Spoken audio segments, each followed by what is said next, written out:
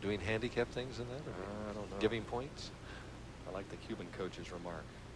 Beating them is like trying to block out the sun with your finger. Doesn't work.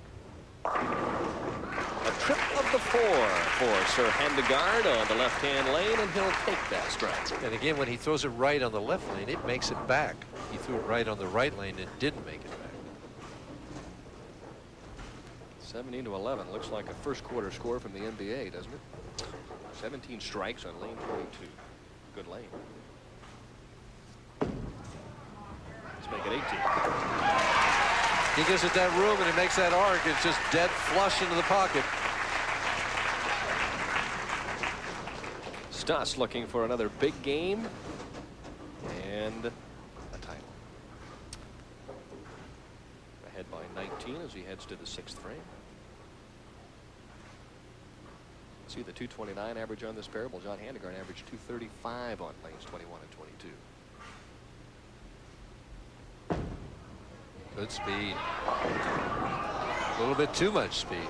I'd like to see what Boulder Track said on that one about how fast he was zipping that one down there. Almost 18 miles per hour.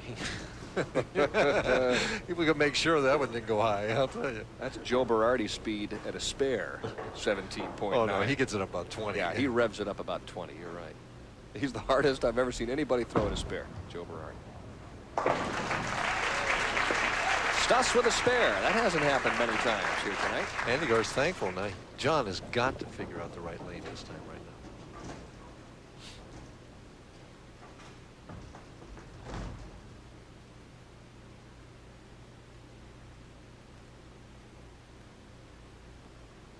now. More room. Great reaction. What a nice adjustment. Did you see that? It's like he went one and one right with his feet and one right with his target, and just made a perfect shot. See the straight swing. Short. Look at the follow through, the balance.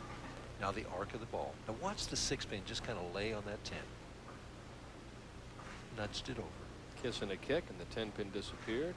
A double for Handy. If he strikes here, he retakes the lead. Ooh, that came off nice and clean. Oh. The thing about John-Handegard, Mike, you could pick the 1st frame, the 7th frame, the 4th frame, look at him in his shot, and they all look exactly the same. You wonder why he didn't do better as a younger bowler. I mean, with a solid game like that. Well, I was there at his worst moment in Salt Lake City. I remember that one too. Final 8 games, he was leading by almost 300 pins, and Wayne Chester caught him. Hurry. Thankful that the 7-pin fell. And rolling around, almost hit that 2-pin pin. I'll tell you what, he's got it coming out of the sky at pins. But he still trails by 3 if he makes this. Next week in Escondido, Palomar Lanes, I'm told that they still have room for a few more Pro-Am entries. If you're interested in bowling with Gene-Stus or John-Handegard, you'd love to bowl with Gene. Ask him about that $110,000 shot. Oh. Oh, and a mistake for Stus. At this point in time, that was a lapse in concentration. Well, he played it from the inside, and it hit the oil and just skidded right by. He kept waiting for it to hook, and look at the difference. I mean, so close. You couldn't put a piece of paper in between those. That's like he missed by a freckle. Yes, by a freckle.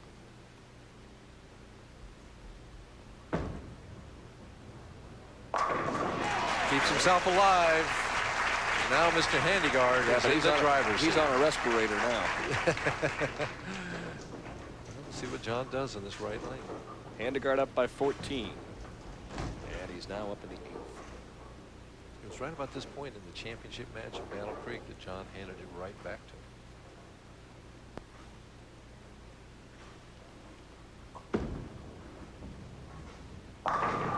Not this time, boy. He didn't get to be Senior PBA Player of the Year for nothing. Just a perfect shot. Wants a re-rack here now. Same shot again. You can't tell the difference. The ball makes the arc a little bit more flush. That's a board 17 strike right there. And when you say board 17 strike, what are you referring to? Well, there are 39 boards on the lane, and the center of the pocket on both sides is board 17.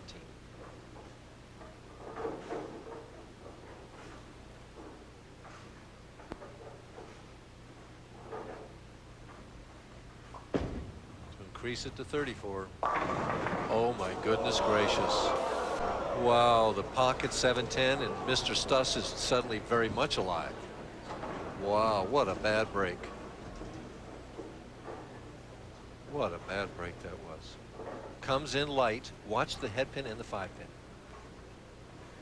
The head pin went in front of the 7-pin, and the 5-pin just died. Opts for the 7. For John-Handegard, the perfectionist, felt like he'd do an excellent shot, ends up with an open in the 9th. He could still shoot 226. But Gene-Stus is in the position that he can lock him out. Stus could shoot 236. Here's the big shot.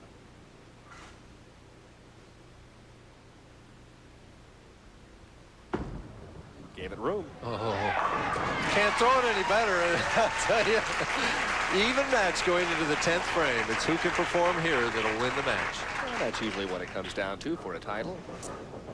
It's justice. These two guys have been the two best players out here. It comes down to the 10th frame. Which one performs in the 10th wins the tournament. All Handy wants is a chance. Right. We could have a tie. It's conceivable. Lots of speed. Oh, the 8-pin was up there for a second. Now just calm down, relax. You like to see that 8-pin fall late, don't you? Watch it. He almost has the solid 8. He couldn't have thrown it any better.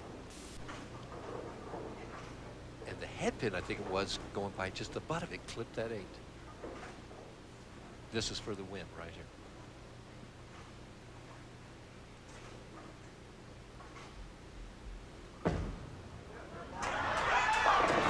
And leaves the 8-pin this time. Mr. Handegard has a chance, and he never changed expression.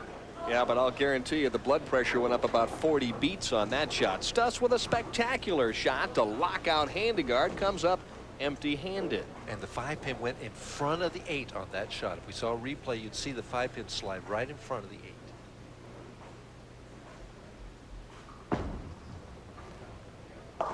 Stus on one hand has to be thinking, I got a great break with the first shot, and then, well,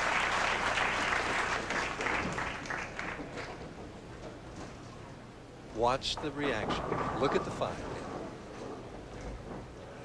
See, right in front of the 8, like a bullet, it shot over toward the 7. just flicked it, but the 8-pin remained. Now Stus has to watch John-Handegard.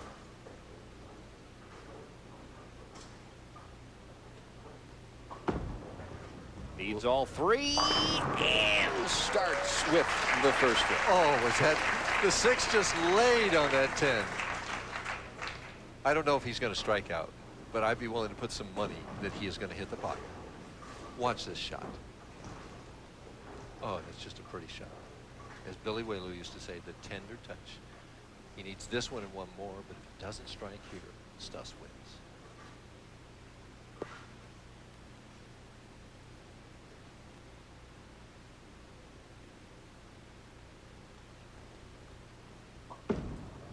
Has to hurry. Oh, the solid 10. For Gene-Stus, a dream-like performance. He wins the tournament, shoots the 300 game. What else is left? And a week ago, he was as down as you could get.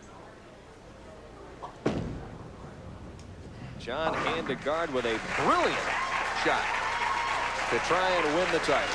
Watch the 6.